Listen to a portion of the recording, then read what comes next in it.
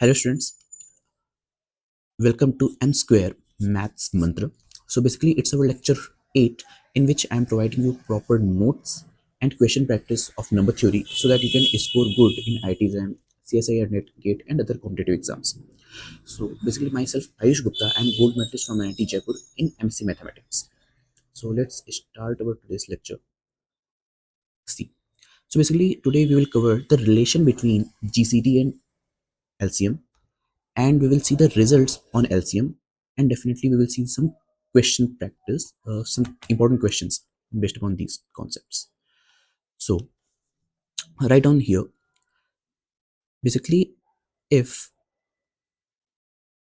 A is non-zero, which is A is positive and B is also positive, then the GCD of A comma B into LCM of A comma B is always equals to the product of A and B. And the second relation is if A is not equals to 0, which means A can be negative and positive. Similarly, if B is not equals to 0, then the GCD of A comma B into LCM of A comma B is equals to the mod of A times mod of B. For example, let's suppose कि हम यहाँ पे example लेते हैं अपने first topic, first relation का. For example अगर मैंने यहाँ पे लिया कि ए को मैंने 4 ले लिया एंड बी को 6, then in this case the GCD of 4 and 6 will be 2, and the LCM of 4 and 6 की अगर हम बात करते हैं तो यहाँ पे आ जाएगा हमारे पास 12. देन अगर मैं यहाँ पे कहूँ कि GCD of 4 and 6 into LCM of 4 and 6 is equals to A into B, and A is here basically 4 and B is 6, तो क्या ये इक्वल आएंगे?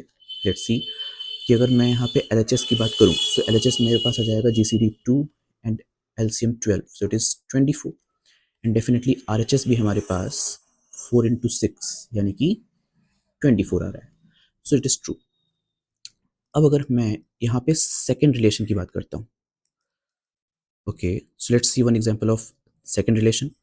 फॉर एग्जांपल अगर हमने a की वैल्यू -4 ले ली एंड लेट्स सपोज b की वैल्यू 6 ले लिया, then in this case GCD of -4, 6 into LCM of -4, 6 will be equals to mod of a times mod of b. So it can be written as, now see, हमने पढ़ा है कि GCD की properties में अगर हमारे पास कोई नेगेटिव नंबर आ जाता है तो भी हम हमारा answer should be positive because GCD is a positive number. So definitely यहाँ पे मुझे मिलेगा 2 into, and the same concept applies on LCM also. अभी हम उनकी प्रॉपर्टीज देखेंगे. तो यहाँ पे हमारे पास आ जाएगा 12 is equals to mod of -4 into mod of 6, so it is 24 is equals to 24. So yes, it is also true. So basically this is the relation between GCD and LCM, and these concepts are very frequently asked in interviews. Okay, so write down the next heading, relation. हमने पढ़ लिया. So results of LCM, results of LCM. So first result is basically LCM of any two numbers a and b exists if a is non-zero and b is also non-zero. अगर हमारे पास for example आ जाए कि LCM of 2, 0, then it will not exist, doesn't exist. अगर हमारे पास आ जाए LCM of 0, 0, it is also not exist. Clear? Now The second result is basically LCM of a comma b is always equals to the LCM of minus a comma b, which is equals to LCM of a comma minus b, which is equals to the LCM of minus a comma minus b. For example जैसे कि अभी हमने ऊपर देखा था कि LCM of 4 and 6 हमारे पास 12 आया था, and similarly LCM of minus 4 and minus 6 is also 12. So these are equal.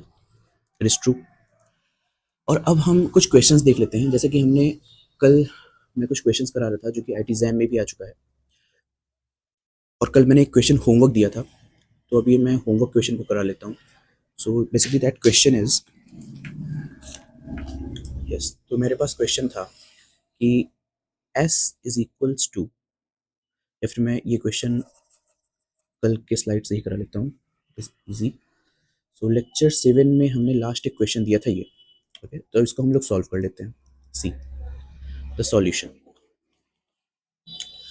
So in this question हमसे कहा जा रहा है कि हमें S गिवन है x belongs to Z and GCD is also given. So GCD of x, 1 is equals to 1, और हमसे पूछ रहा है कि हमारा सेट क्या होगा.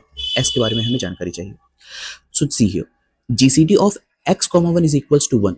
तो x के प्लेस पर अगर मैं कुछ भी वैल्यू रख देता हूँ, फॉर एग्जाम्पल कि अगर मैंने x की वैल्यू 0 रखी, तो ये मेरे पास बन जाएगा GCD ऑफ 0, 1, और हमें मालूम है कि ये हमारे पास मॉड ऑफ 1 के इक्वल होगा, विच इज इक्वल्स टू 1. तो यस, x की वैल्यू 0 सेटिस्फाई होती है. अगर मैंने यहाँ पे +1 पुट किया, देन ऑल्सो मेरे पास 1 आएगा. -1 पुट करूंगा, then also 1. +-2 also satisfies, +-3 also satisfies. तो इस तरह से मैं कोई भी अगर वैल्यू रख दूं, तो ये x इन सब वैल्यूज को सेटिस्फाई कर रहा है, which implies that basically x belongs to the whole z. तो अगर x पूरे पूरे z से आ रहा है, इसका मतलब कि जो हमारे पास S सेट है वो पूरा पूरा सेट ऑफ इंटीजर्स हो जाएगा. So option number B is correct, which is set of integers. Okay, write down the next question. Okay, question is this: let S is equals to x belongs to Z such that the GCD of x comma 0 exists. Then we have to find what is S. S set क्या होगा? Option number A, it is Z minus 0. Option number B, it is Z. Option number C, S not equals to Z. Option number D is none. So सबसे पहले मैं कहूँगा कि आप लोग इसको खुद से ट्राई कीजिए. Pause the video and try to solve it and then see the solution. Okay, so now we'll solve it. See, हमें यहाँ पे कंडीशन है कि GCD of x, 0 exists. तो जब कभी भी हमारे पास किन्हीं दो नंबर्स की GCD एग्जिस्ट कर रही है, इसका मतलब कि हमारे पास कोई फिक्स्ड वैल्यू आएगी. तो इसको हम यहाँ पे लिख सकते हैं कि GCD of x, 0 basically can be written as mod of x, और mod of x हमारे पास एक फिक्स्ड क्वांटिटी आनी चाहिए. Definitely it is a fixed number, you can say. So let suppose कि अगर मैंने x की वैल्यू 0 पुट कर दी, तो यहाँ पे क्या हो जाएगा? GCD of 0, 0. और अगर मैं GCD ऑफ 0, 0 निकालना है तो कैसे निकाल सकता हूँ? अगर मैं यहाँ बात करूँ कि डिवाइजर्स ऑफ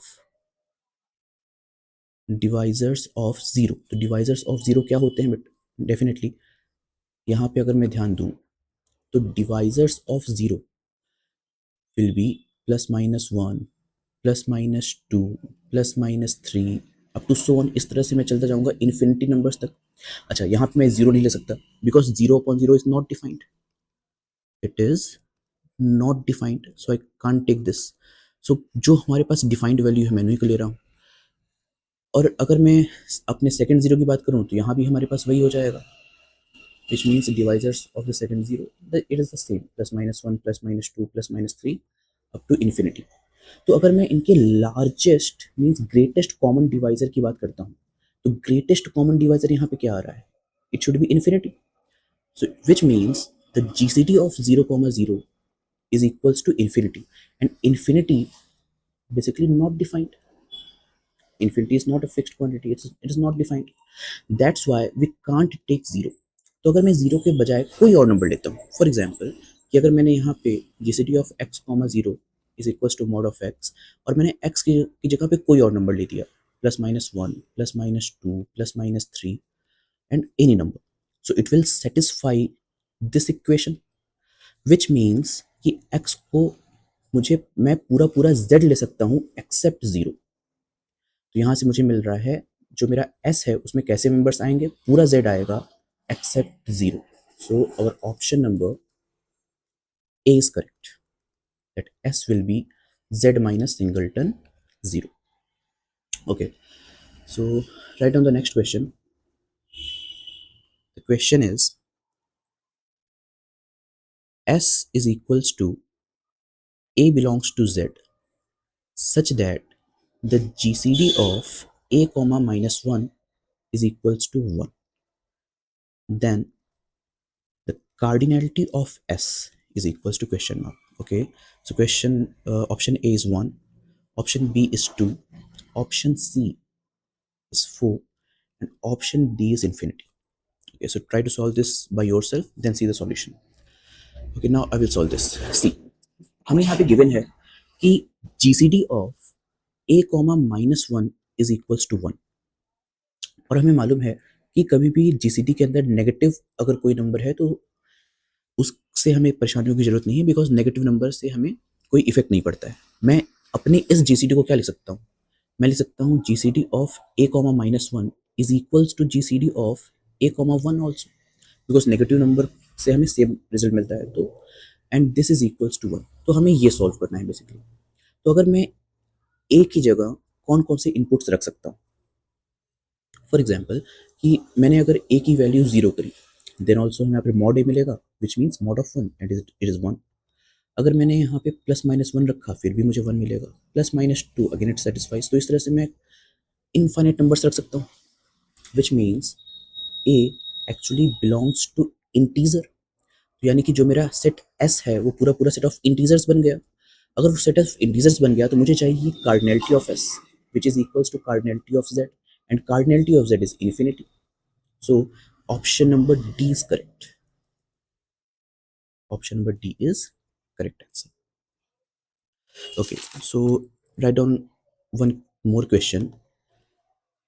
फॉर एग्जाम्पल मान लीजिए हमसे पूछा गया GCD of two comma zero is equals to question mark, इसका आंसर क्या होगा। तो ये क्वेश्चन बेसिकली इंटरव्यूज में पूछा गया क्वेश्चन है दैट टू कॉमा जीरो का जीसीडी क्या होता है। देखिए, तो अगर मैं यहाँ पे बात करता हूँ जीसीडी ऑफ, मैं इसको लिख सकता हूँ to comma zero means to comma zero को हमने एक एलिमेंट की तरह ट्रीट किया, तो इसे हम लिख सकते हैं GCD of two comma zero. So this will be GCD of two comma zero which is mod two, and definitely अगर हम यहाँ पे बात करें तो मॉड टू कॉमा जीरो आ जाएगा, and two is positive number, so it becomes GCD of two comma zero and which is again mod two, it is equals to two. But it is wrong.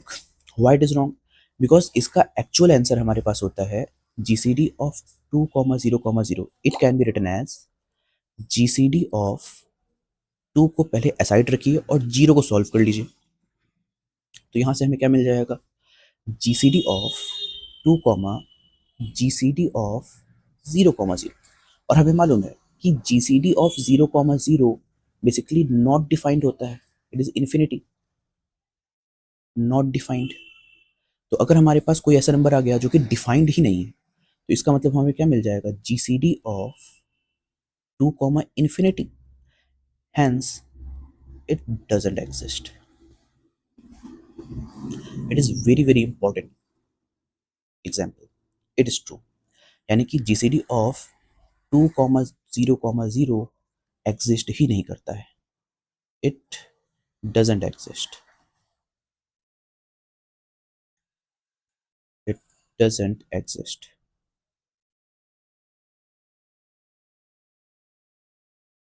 Okay, So it's all for today's lecture, and from tomorrow's lecture we will start congruency.